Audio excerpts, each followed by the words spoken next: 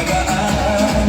Mga paa kusanan gumagalaw, kamay sabay na itinataas. Habang tumatagal ang sayawan, lalong gumagaan ang pakiramdam. Bakit sumba? Ito ang sagot. Galaw ng katawan, Saya ang abot, pawis ay tumutulog, ngunit ngiti ay tuloy-tuloy. Bakit sumba? tanong ng lahat, Di mo gumagaan ang bigat. habang sabay ang bawat galaw. Lumalakas ang buong katawan. Ayan!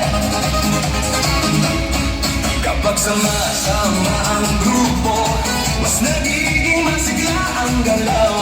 Sigaw ng saya sa paligid, nakakahawa sa damdamin. Puso ay mas nagiging matatag, Hinga ay mas nagiging malalim.